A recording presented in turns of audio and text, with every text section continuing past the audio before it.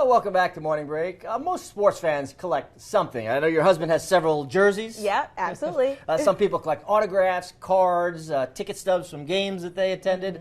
But few have ever accumulated as much for as long as Carlos Brown of Baxley, whose massive memorabilia collection fills 7 different buildings on his property, and most of his time and more money than he is willing to count. Check it out.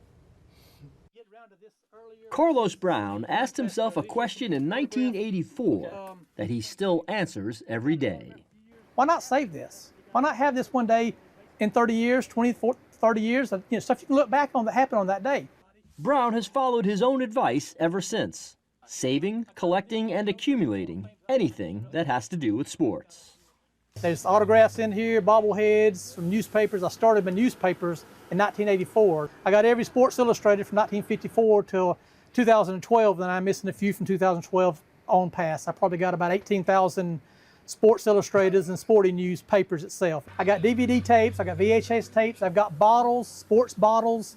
Probably got about 700 of them, of the different players and the different teams. Anything that's got a team on it, anything that's got a player on it, if I can find it, I'm going to put it in here, The place where Brown keeps his massive sports memorabilia has grown along with his collection, from a single structure he has added onto 4 times to now include 7 buildings, trailers, and shipping containers on his property, totaling more than 17,000 square feet of wall and floor space that he keeps finding ways to fill. I mean, if we want to fast forward to the mannequins, started them about 4.5 years ago.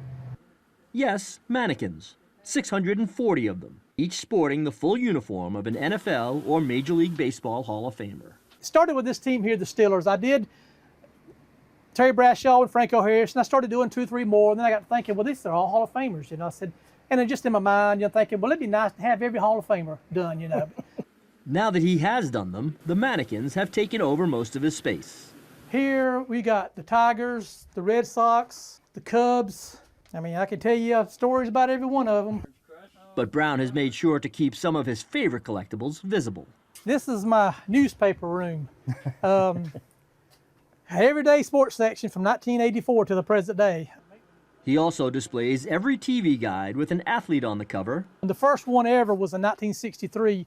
Arnold Palmer was on there. That was the first one. And more than 700 collectible soda cans from half a century ago. 1977, R.C. Kohler come out with the little baseball players on it. Very, very nice.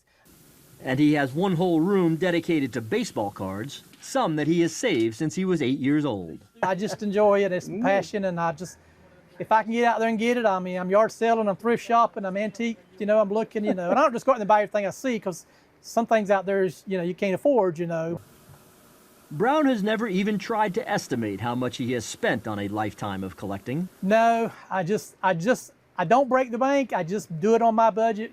And he says his collection's real value is personal. Because I don't do anything else, as what men do, as in go and do what they do. I don't. I mean, I don't smoke, drink. I don't run up down the roads. I don't, swim and jump out of airplanes and do whatever men do. Basically, this is kind of my extra money after I pay my bills and my little hobby that most everybody that knows me kind of knows and understands. Let's get out of his way. This is what he likes to do. And he plans to keep doing it, as he has proven more likely to add storage space than cut back on his sports collection. I'm probably worse today than I was yesterday, and probably tomorrow I'm going to be worse than I am today. And just collect, just find it and collect it. If it's out there, find it and get it and put it in here. It's where it needs to be.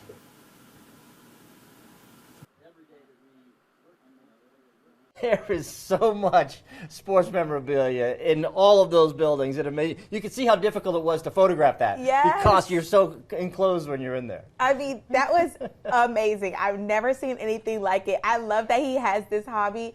And let me just say, he's a funny guy. He is, yeah. And he lives for it. He just loves doing it.